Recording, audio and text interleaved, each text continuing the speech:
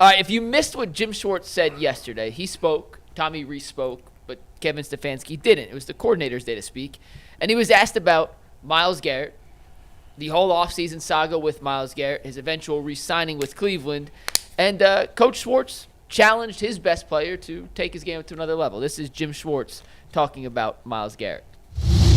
Yeah, I really think Myles is going to have the best season of his career, and has to, right?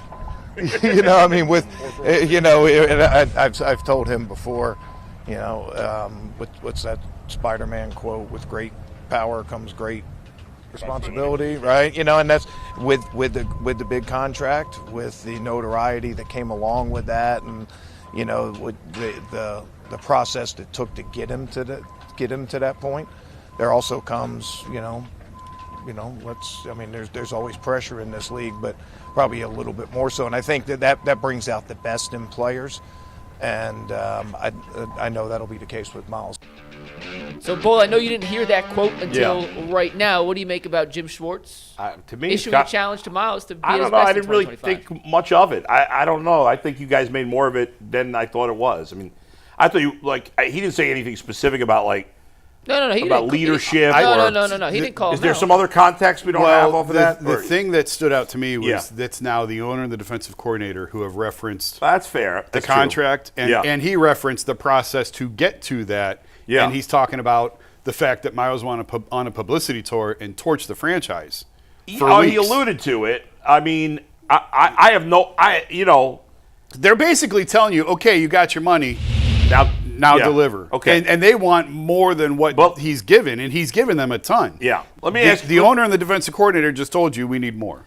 Let me ask you this. If Myles Garrett came out and said, our DC, Jim Schwartz, he's the highest paid defensive coordinator in the NFL. He did a good job 2 years ago, but, man, he sucked last year. Yeah. Would anybody have a problem with that? I think it would be hilarious. It would be great. Hold on. I don't think anyone's saying they have a problem with Jim Schwartz issuing that extra expectation for Myles Garrett. I don't think anyone has an issue with that. Do you, Tyvis, Jason? I didn't say anybody had an issue with it. Oh, I thought you were saying if Myles did it. I'm saying I'm just trying to figure out if I have an issue with it. I don't gotcha. really. Sorry. Do you have an issue with what Jimmy said at the owners' meetings? What'd he say? Which part? Jimmy at the owners' meetings came out. Leader? He said he's going to be a better leader. That's a He's fact. the owner of the team, and Myles Garrett should be a better leader. So no, I don't. I don't know if there's any benefit to him saying that. Like, what's the benefit to him saying that? To Jimmy saying that? Yeah. Because never once has this organization ever pushed him to be better. But publicly? Is it? Well, okay. Yeah. So, yeah. I mean, do you think those comments and the comments by Jim Schwartz are going to affect Myles Garrett at all? Nope. Yeah, so I just – Well, that's why I don't see any upside to making I'm just surprised that it is interesting that the organization has done this. The owner it's and a little DC, pushback from the organization. Absolutely. Yes. And Kevin's not going to because Kevin never says anything. No. I would say that Myles is who he is. Like, I don't think Myles is a vocal leader. Now, granted, I'm not in the locker room. Y'all aren't really in the Jason, you ain't really in the locker room for pregame speeches. Yeah. So No. I don't he doesn't come off to me as the guy that gives the rah-rah speech. But what I will say is Myles is at a point where it's kind of like Donovan, where he's obsessed with winning and just wants to win games. And what he has to do is the same thing that Donovan's struggling with that you pointed out, where he really don't care about nothing, but he got to get those other guys to see it as serious as he sees it.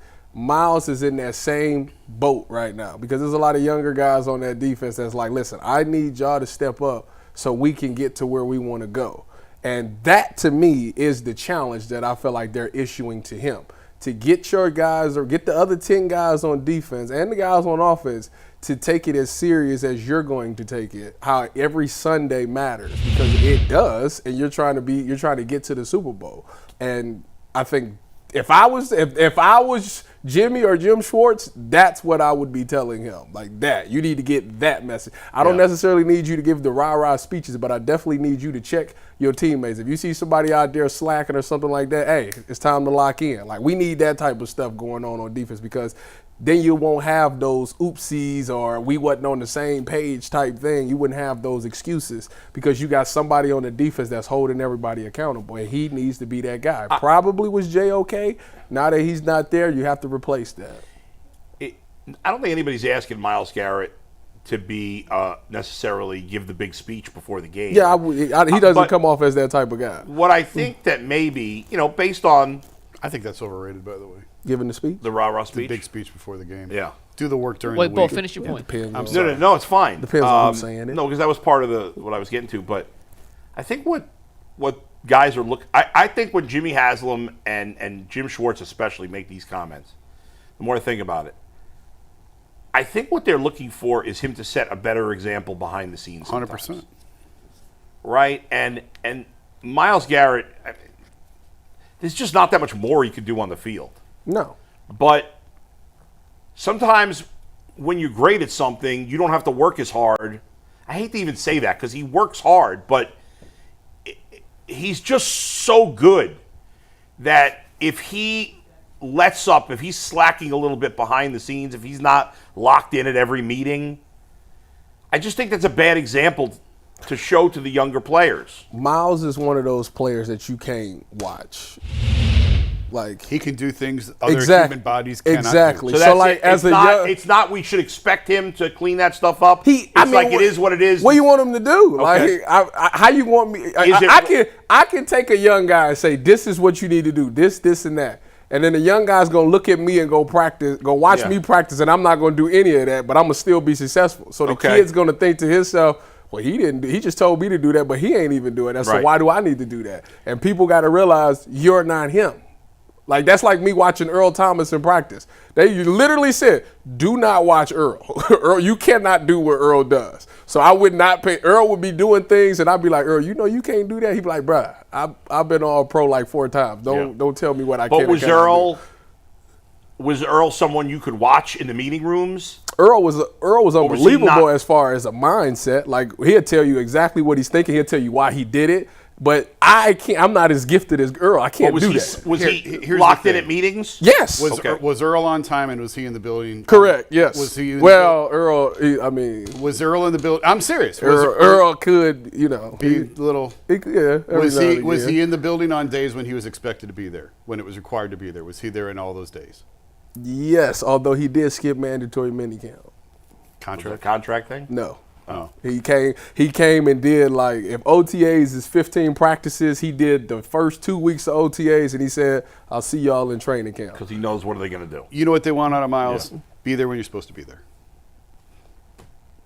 Yeah. That's what they want out of. That's what they're asking out of Miles. I think be there when you're supposed I think to the be. year after I left, that next year I think was his contract because he ended up breaking his leg and that's when he flipped Pete Carroll off as he was getting taken off on the court. Yeah. Oh, I remember that. Somebody just recently talked about that. I feel like. Well, he just came out and said that he's trying to make a comeback. He just did like a sit down. I think it was with Josina Anderson. I want to say he did an interview. How old is he now? Earl got to be like 33. He's trying to make a comeback? I thought he was 34. older than that. You He's think? 36. Is he? Yep, that's Oh, what I he am. need to That's sit what I down. guessed. It's done. It's done. Is there anybody older than that playing safety? Safety? Yeah. No, probably not. The oldest player that I remember playing was Terrence Newman. Terrence Newman played till he was like 39. Wasn't he a cowboy? He played for the Dallas Cowboys, but I think he finished in Cincinnati. Is Joe the oldest in the league? He's got to right. be. There's nobody over 40, is there? Is there somebody Maybe I'm a not kicker, thinking of? maybe? Kicker, punter. He's got to be the oldest. Yeah, he probably is. No, Aaron Rodgers. Aaron Rodgers would be. Aaron Oh, Rodgers yeah. is slightly older than Joe Yeah. Flacco. Yeah. Although technically He's Aaron not Rodgers in is the not league right now. now. Yeah. Is Joe the oldest player? Nope. Ooh. Jason Peters, who re-signed with the Seahawks this offseason. No, did? he retired. I thought. I'm looking at a article that says he signed a 1-year deal with the Seahawks. I When? promise you, I seen something Seahawks just the practice other squad. day. He retired. He may have went in and left, but he's 42. Well, will turn 43. there ain't no practice squad right now, so he definitely. I think he retired. Did Whitworth make it? He didn't make it to 40. How old was he when No, he retired? No, he was up there though. I don't think he made it. don't to I think- 40. remember the year the Bengals went to the Super Bowl. He had retired. Yeah, Oh, he he was playing with the Rams. Ty, you were No, correct. no, what am I thinking of? You were correct. No, it was like the next year when the Bengals went to the AFC Championship game, I think. They were trying to get him to come out of retirement. I think he retired after they won the Super Bowl. Yeah, they won the Super Bowl with Yeah. the Rams, and he retired. Ty, you're correct. Jason Peters did retire. I mean, Mike giving us false information over there. What's happening? Well, one article still had him listed on the Seahawks, and then if you actually search Jason Peters, Right. So it says would he be retired. Aaron and Joe would be the Aaron two and oldest Joe, the two players, oldest, If Aaron comes back, which it looks correct. like he's going to. I did have a question, though. Jim Schwartz in those comments said, he wants more from Miles. I understand, Jason, to your point, that may mean off the field more than on the field. We've asked this question before, but I am curious. I want to ask it again with Mason Graham, with Mike Hall, with hopefully an improved Alex Wright coming off injury and some other options on the outside. They signed JTS, former first-round pick. Is there another level that Myles Garrett's game on the field specifically could go? Like, can he technically be better than we've seen in the past? I don't know that he could play any better. He could get more sacks. He could have a 20-sack season. Absolutely. That'd be. Yeah. I mean, what the record is what, 20 and a half, 20? What's Strahan's record? 22 and a half. Oh, 22 and a half. I don't care what the record is. He could set He the could record. break it. Yeah. So, in terms of sack production, 22 and a half is the record. that's the only thing I'd say that Myles Garrett could potentially be better that he hasn't done before. What's the most his sack he has? production? 14? 22 and a half. No, he's had more than that. What's his most? 18? I think 17. I'll double check. Hold 7. on. Okay. I feel like he did have an 18. Well, him and T.J. Watt was going at it that year, wasn't it? And T.J. ended up Myles Garrett almost- for his career, his single season sack total high is 16, which he did in back-to-back so years. not even 7. I thought it was 18. Here's his career sacks by year. Oh, he easily can 7, do that. 13 and a half, 10, 12, 16, 16, 14, 14. He Yeah, really, that's he really 60 on a, sacks the last 4 years. So he's averaged 15 sacks.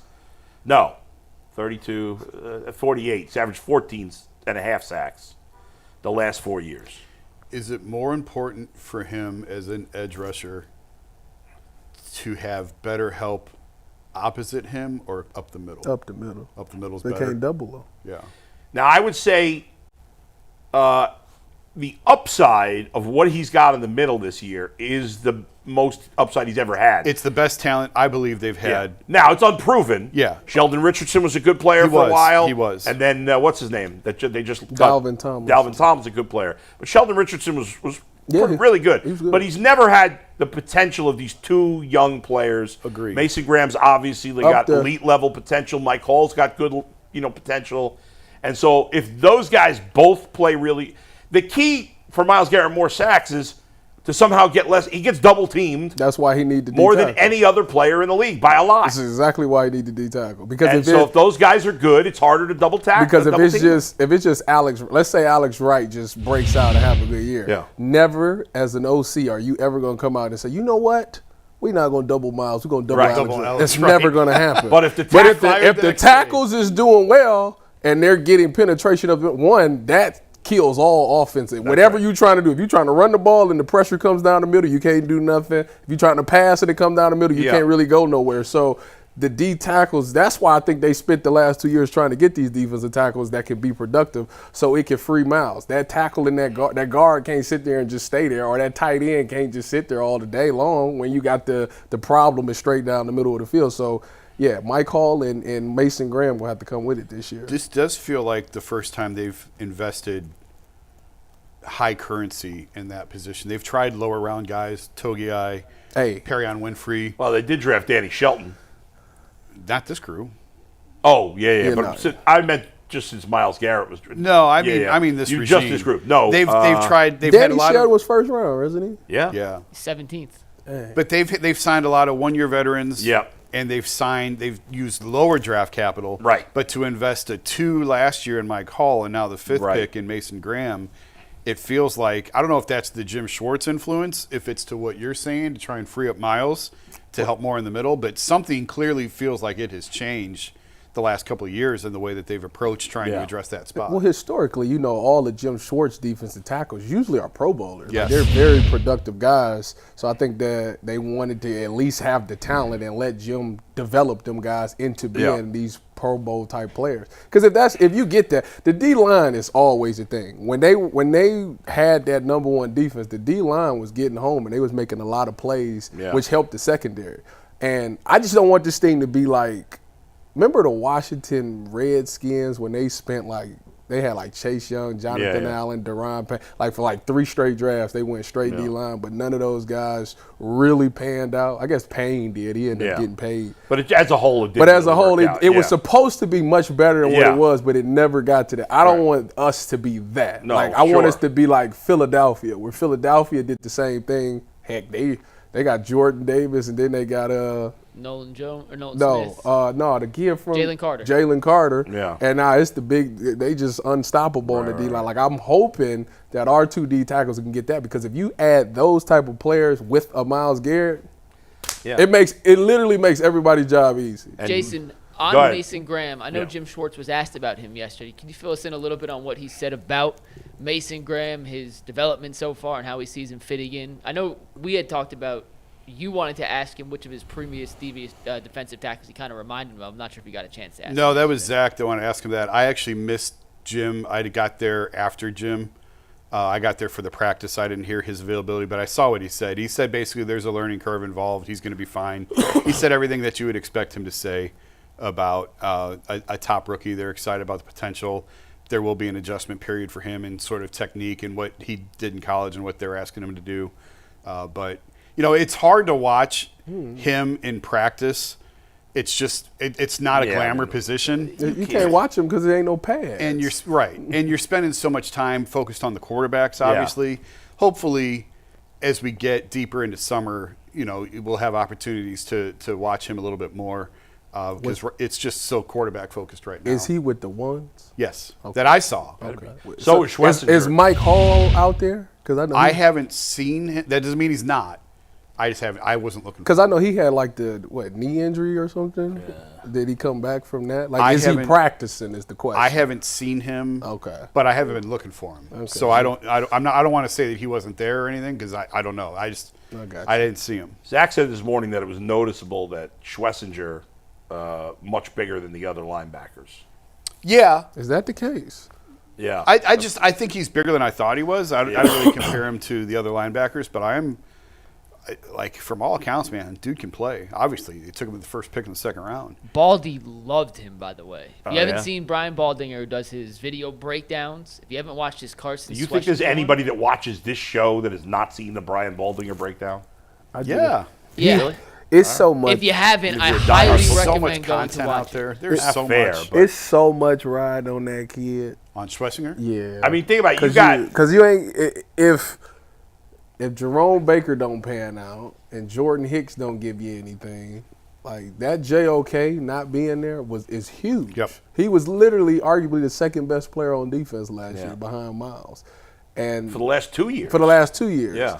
And when he wasn't out there, man, you really noticed, like, he is not out. It was unbelievable. It's going to be interesting for all the talk we've done, deservedly so, because it's the most important position about quarterback and the 2 quarterbacks drafted. There are likely going to be 4 guys the Browns drafted that are starters. Graham and Schlesinger on defense, and on offense, Judkins and Fannin. Yeah. Maybe technically Fannon's the number 2 tight end, but he's going to play a lot. He's the starter. 12 personnel. Right. Batonio the other day talked about we're getting back to old school Stefanski. Yeah. Well, old school Stefanski is 2 tight ends. And I think there's a lot of guys on offense who are excited about old school Stefanski. Oh, for sure. That's why they was brought there. I tell you what, that 12 person, I'm telling you, that Njoku and Fanning thing, it's gonna cause problems because it forces you out of nickel. You have to run base. Yeah. Because if you run nickel, they just gonna run the ball and your nickel gonna get ran up out of there. So you have to go base. But now you're going up against 2 athletic guys, and these linebackers, right? That covering ain't really their thing. That ain't. I'm here to fill gaps. I ain't really trying to be play man to man on no tight end. And if those 2 dudes is that athletic, they can really cause a lot of problems. David Njoku has come so far as a blocker. He was a terrible blocker when he first got here, and he's really progressed. And credit to him for putting in the work and making the leap that he did. I don't know what kind of blocker Fannin is. Do you know? I have no idea. So I think he's a receiving tight end. Right. Yeah. So and normally in 12 you got one that's a blocker and one that's the pass catcher. So I'm curious to see this with 2 primary pass catchers. Again, Njoku's he's out there to catch passes, but he's come a long way in blocking. I wonder if Fannin, where he's at now, how far he can get, because obviously the more you can block, the better. I mean, well, if he's out there and they in 12, then they'll start saying it's an obvious passing situation. I could see a lot of scenarios where the Browns are running 13 personnel with Tillman and Judy on the outside and Fannin and Njoku, and then a 3rd tight end who's like the blocker. because they don't have a third. Like, who's their third wide receiver right now? Doesn't exist. The dude that's absent. Well, I don't know. The guy's been a bum for the last 2 years. He's quit on every team he's been on. I need to know. We have legitimate we organizations need to know that have cut him. why he's not there. That's ridiculous. I have to, please. There's no legitimate excuse. Tell I can't imagine. me somebody in So- his family that is in the hospital, or somebody he's expecting a baby. It has to be. No. There's no If way I'm the Browns, that this man is just skipping OTAs. If I'm the Browns, and I mentioned this to Zach this morning, and he said it would be an August thing, that's fine. If it's August and there's nobody to be that third receiver, I'd go sign Tyler Boyd, who's a free agent. He's a veteran. I thought he just got picked up. No. I don't think so. He like 37, ain't he? No, he's not that old. He up there. He still had 500 yards last year on a bad Titans team. They got really carried away with 13 personnel a couple years ago. Yeah. But Fannin and Njoku are two of their top 4 receivers. Yeah. On paper. There's Yeah, still they are. some really good free agent wide receivers out there. Ain't Yeah, but Keenan Boyd's a Allen out slot there? guy specifically. Keenan Allen's a slot guy. What's going on with Keenan Allen? I think he's waiting until He's teams need more 36, receiver. 30-something. Nah, Keenan Allen is still. Yeah, well, he's better than Tyler Boyd, sure. That's one of the Why ones did you the gotta Browns be sign nervous. him instead of Deontay Johnson? Can't I afford. would've taken Can't him. afford it. Ford it. Nobody's offering him anything. How do you know? I guess I don't know. You're right.